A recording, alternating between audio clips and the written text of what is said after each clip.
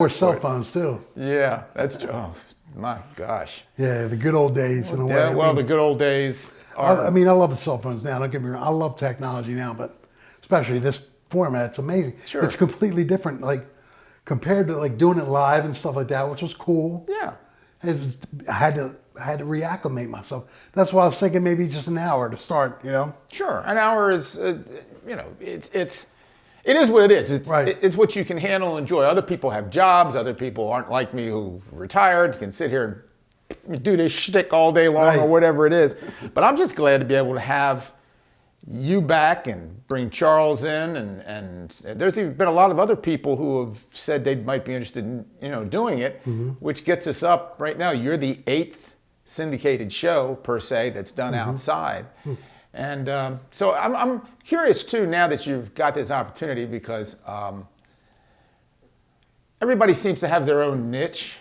And I'd like to know what yours is, because if you don't know, we do program to a format for metal and pure rock, but I like to give people a chance to do something that they really like. Like, for instance, Evil Scott does Zombie Ritual on a Saturday night, and it's all the hardcore chainsaw music, whatever else you want to call it, it's what's there. And normally during the course of the day, we'll do some hair bands, and we'll do some of the classical stuff that used to be done back there in the 80s. But you are coming from a different point of view. So I'd like to know what that is. Okay, my point of view is like, well, I was a hair metalhead guy back from in 79, 80s. That's when like the 79 when Motorhead like came out. It just blew up. That's when we were like, oh my God. It was amazing, that double bass kicking and that's I had to play that on my first show. But well, I have to. Oh yeah. But I started growing my hair, me and my best friend and friends around, back in junior high, like early 80s or whatever. And then, by senior high, it was getting pretty long. Like I remember junior high, I had the longest hair in the whole school, even including the girls. So that's saying something. I mean, it was long. So that, I just love that. There's a certain type of music, like when heavy metal was just in its infancy, just being born, all this creativity that was coming out. It was just amazing. I mean, now I kind of got out of metal. Well, first of all, they stole the words heavy metal. And by that, I mean, there's a lot of bands considered heavy metal these days that were never really heavy metal, And I like all types. My taste runs a gamut, honestly. But for my show, I want strictly, that 80s, like baby metal, that was real metal. Like we had to come up with other words like thrash metal, hardcore metal, death metal, because heavy metal got stolen, Yeah. And it got mainstream, And all these bands had to have like one ballad song on their records, I'm like, get the hell out of here. Like, for instance, Bret Michaels back then was a friend of mine. He was a regular at the bar. And he is a great guy. I love him, I haven't talked to him in a very long time, but I had his phone number at his dad, God rest in peace, his dad Wally's house. And I barely used it, like I called a couple times, but we'd hang out when we was down there and came to Hammerjacks. But he knew that I would never play him on my show, that's just, that's not the music that I like, per se. Like I said, he's a great guy, he's honest, which is amazing, and he's a down-to-earth guy, But the music, it's just, there's certain things I would not play on my show. Sure. And, but there's some like 90s stuff I might throw in there occasionally, because some of the 90s stuff was amazing as well. After the grunge, it was like, sort of like grunge was kind of like, I don't know, dying out, because that really took, that's what took the station away. That's what took a lot of it away back then. Yep. So took Hammerjacks away too. Yeah. So now you're going to look at what type of bands on this show, or what type of, give me an example Okay, some well, artists. like I love some of that early punk, so I'll throw some of that on there, like the Ramones, you know, who they were incredible to see live. They were amazing. Ramones, Zodiac Mind Warp, per se.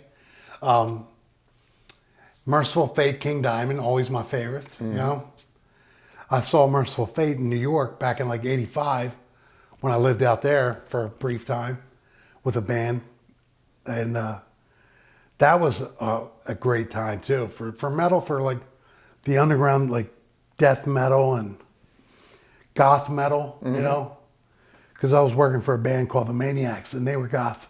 They were like goth metal, you know. Yeah. And it was just a good time to be out there. So I went and saw Merciful Fate in L'Amour's by myself, which was in Brooklyn at the, you know, and it was a scary thing. Nobody else wanted to go. I was like, hell, you know, screw you, I'm going. This is Fate. This is my band. That was my favorite band. Like Rush and Merciful Fate were my two favorite bands at the time. Still pretty much, you know, are. And drummers, I was always like a drum freak, you know. I love drummers, and so I love Neil Peart, you know. Yeah. Rest in peace. But you know, I probably wouldn't play Rush on my show either. I didn't play them back then, back in the '80s, because I loved them then too. You know, I loved them from back in the '70s probably. Yeah. Well, I'm going to hit you with one here before we wrap up. You know what the music genre is turning into. And a lot of the old schools are dying off. Everybody, you see them, you know, Peart and a bunch of them die when they're 50s, sometimes in their 60s, and so forth. Lemmy, the whole deal. Where do you think this is going, and do you like the way metal is, the actual direction? Before you answer that, when somebody asks me about heavy metal, they look at, and lack of a word to call it, it becomes this screaming, yelling type of song. And the music is good, but that's what everybody thinks heavy metal is now. It never used to be that, but I guess times have changed. Do you feel we're going in that direction overall? Well, I think it's, you know, we're two different eras here, so it changes every era, I think. You know, it's like my parents hated what I used to love, you know, and I'm sure I hate what the kids love, you know, and you hated what you know, what I love, you know. That's just a typical evolution of the whole situation. The whole screaming thing, it's evolving into something that I don't like, you know, which is fine, because a lot of younger people, that's what they gravitate to, and they like it, you know.